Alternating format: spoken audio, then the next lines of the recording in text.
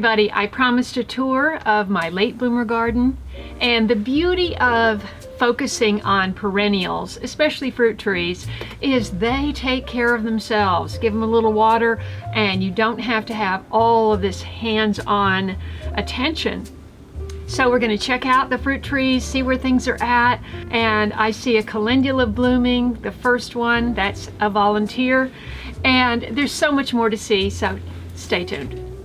Here are just a few of my cacti and succulents, which I love because they require very little water and care. And now it is time for them to bloom.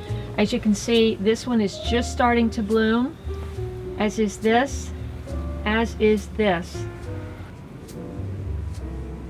And over here, this is my old man cactus. And I guess it's called that because it looks like a white beard is covering the whole cactus.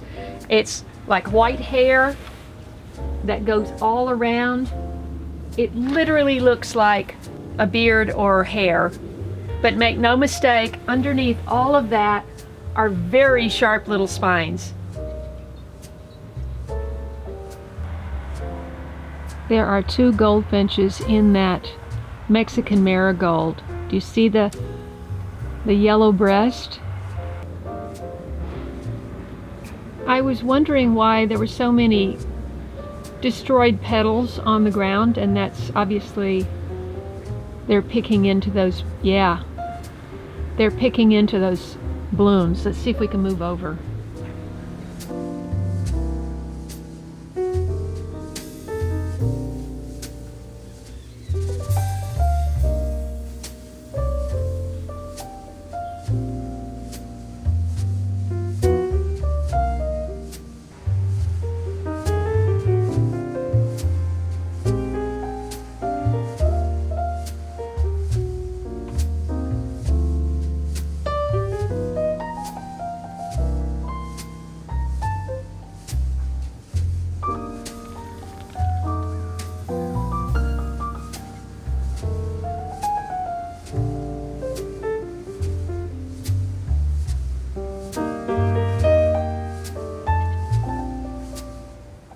These are toy onions, and look what I discovered. This is a Monarch caterpillar. It looks like it's in its 5th instar skin. Its skin is very, very gathered, so the stripes are very close together, but I think this is its final skin. And it has wandered off or blown off of milkweed, and it's not moving, so I am not too hopeful that this is going to survive. It may already be dead. Wait. Come on, baby. Come on.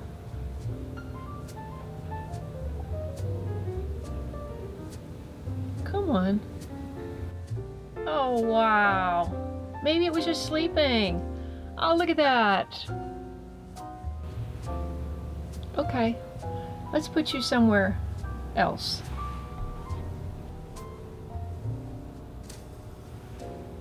Oh, I'm sorry to wake you up. You're having a nice warm sleep. All right, let's get you back on some milkweed.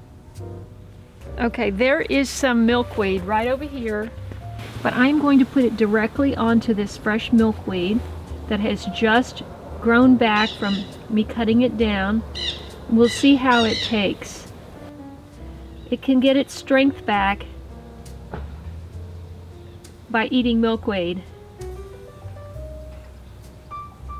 Let's try it this way.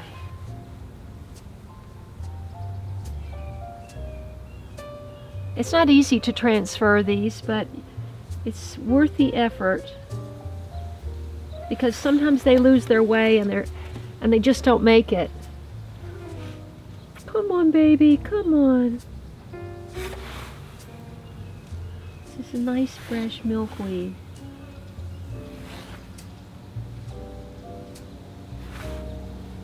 Oh, see, it's weak. Oh, okay, it fell off again. I'm gonna have to try to do it one more time. I managed to get it back on the plant, but I don't know if it's going to survive. We'll come back and check on it in a little while. This camellia bush is the most stunning thing in my garden right now. It is exploding with blooms. As I pointed out in my live stream, I'll just pull one off to show you. This is a camellia with a single series of petals. So when this opens in the middle, you'll see the yellow anthers and stamens and the reproductive parts in there, in that one center. Unlike my other red camellias, which are just starting to bloom, and they have several of these reproductive sections all around the blooms. I have one small tree on this side that's white blooms, but it's always shouldered out of the way by all these fuchsia blooms. This has the most delicate little flowers in my garden.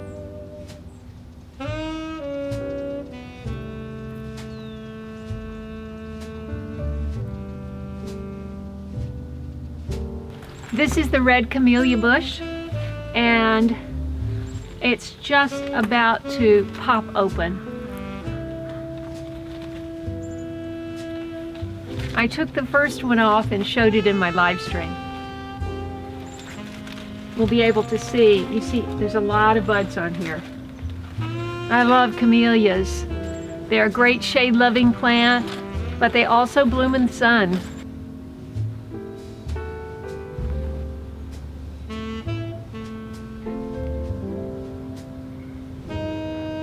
So this is the angle of my front yard garden facing the street. The sidewalk is right over there, and that is the first thing I planted when I started the late bloomer garden in 2012. It is absolutely loaded. The second thing I planted was my lemon tree, and I actually realized that I planted it too close to the house, and about a month later I moved it, and it has been producing year-round since 2013. Had a rough start in the beginning because I transplanted it, but now it's absolutely loaded. Take a look.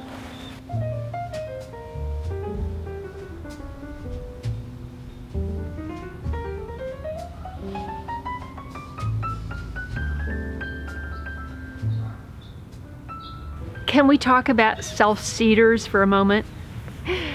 Self-seeders are so fantastic. We also call them volunteers. You hear me say that a lot because in my garden, I have so many volunteers. All of that nasturtium are volunteers. I didn't plant one seed to produce any of that nasturtium. That's all coming up from last year, which came up from the year before, which came up. I haven't planted seeds in at least 5 years. And it's loaded, as you can see. Another thing is borage. Borage is a fantastic medicinal herb. You can make tea out of it, and it's probably the number 2 flower in my garden that attract bees. Now, borage is not like the African blue basil, which blooms all year in a temperate climate like this. The borage comes and goes, so it's coming right now.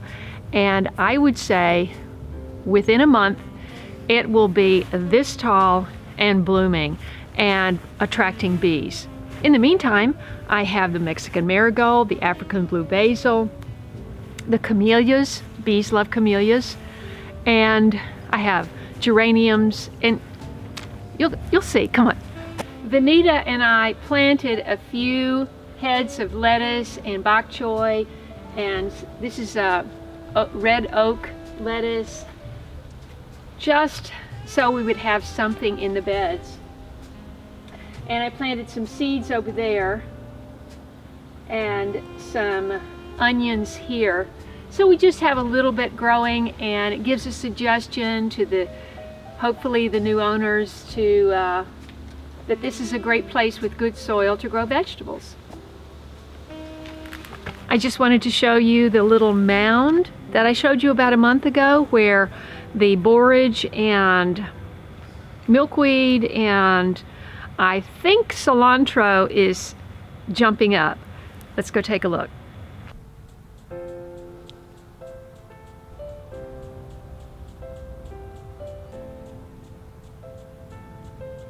Still not sure what this is.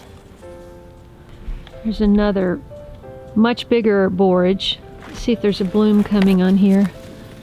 Yep, right in there. The first bloom is forming. The bees are all over the African blue basil today. Not a ton of bees, but there are a few. This is the #1 choice of bees in my garden.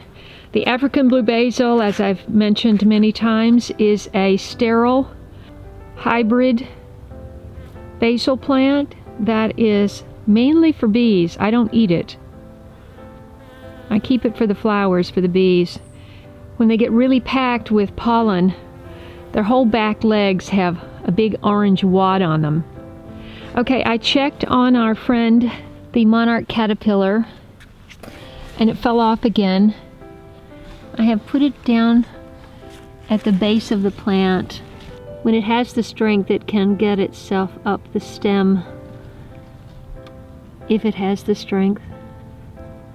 These are some of the 4 o'clocks that have regrown. They drop big seeds and they easily grow back year after year. They're everywhere. This is going to be another big borage plant. Well, 2 of them. 3. Well, it's February 7th, and of course I've got Valentine's Day on my mind. That's my birthday. And hey chickadee, come over here. This is left over from my birthday party last year. I gave myself a birthday party, and we had 35 wonderful friends and neighbors come to my house and help me celebrate, including my son Walker. And it was the highlight of my year last year. And I think this birthday is going to be very quiet. But if you heard what I said in the last clip, things look good. We do have a buyer, and we are in escrow on this property. And of course that's very bittersweet. I love this place, I love my trees, I love my garden. In 20 days, I will know for sure that I am moving on. So I hope you will continue to enjoy following my journey and seeing what happens next. And regardless, I am going to be producing garden content, because my goal since 2012 has been to inspire anyone to grow their own food in whatever space they have available. And nothing's going to change that. So thanks so much for watching this channel, liking my videos, and especially sharing them with your friends. And I look forward to seeing you in the next video.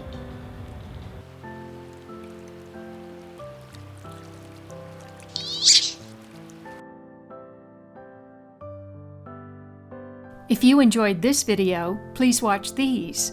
And don't forget to follow me on Instagram, Facebook, and Twitter. And I'll see you in the next video.